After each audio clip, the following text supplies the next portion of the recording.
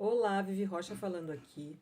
Eu estou fazendo esse vídeo aqui para vocês para falar sobre uma das consciências que me vieram enquanto eu estava vendo a live da Juliana Inhan no Instagram.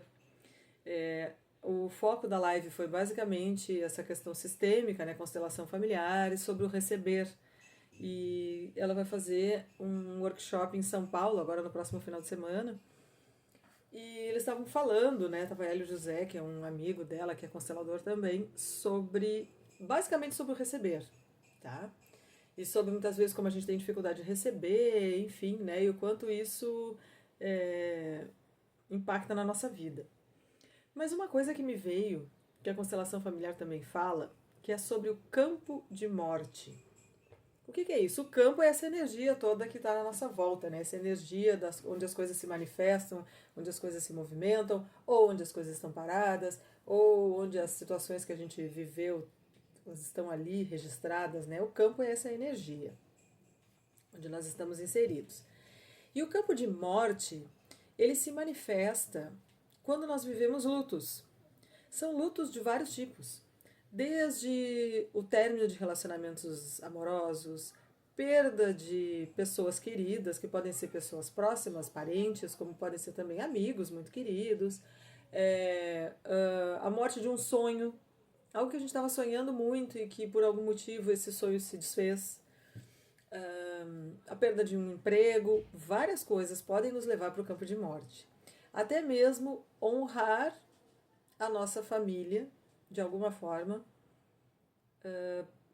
né? Tipo, eu não posso ter alegria, eu não posso estar cheio de vida, eu tenho que estar no campo de morte. Então, várias coisas nos levam para o campo de morte. E quando a gente está no campo de morte, a gente não vive várias coisas. A gente não prospera em várias áreas da nossa vida. A gente não se relaciona direito, a gente não ganha dinheiro direito, não faz dinheiro, não ganha dinheiro, a gente não prospera no trabalho. É uma das coisas que nos faz estagnar, né? O campo de morte nos faz estagnar, porque a vida é pulsante, a vida é movimento. A vida é o andar, é o dançar, é o cantar, é o sorrir. A vida é dentro, né? Essa vida.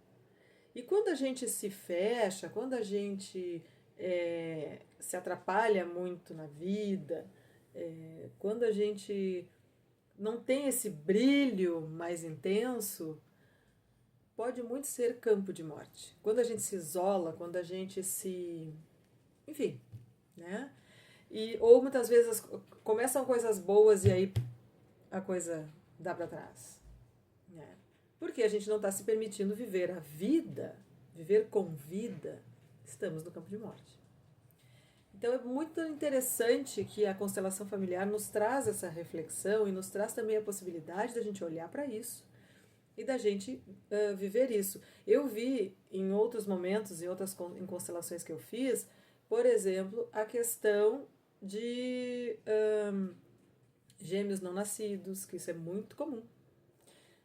Um percentual muito grande de gestações são gemelares, que a gente chama, né? Se não me engano, mais de 60%, mas em muitas situações apenas uma criança efetivamente nasce e isso impacta na vida da criança que nasce. É.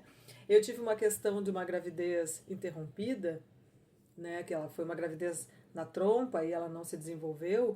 Eu vivi um luto muito intenso e eu vivi muito tempo no campo de morte. Então, o campo de morte é muito mais comum do que a gente imagina. Mas é muito possível a gente olhar para isso e a gente tratar isso e a gente sair do campo de morte e ir para a vida. E por isso que a ferramenta que eu falo muito aqui, né, que eu aprendi, que é só por hoje eu escolho viver, é tão importante.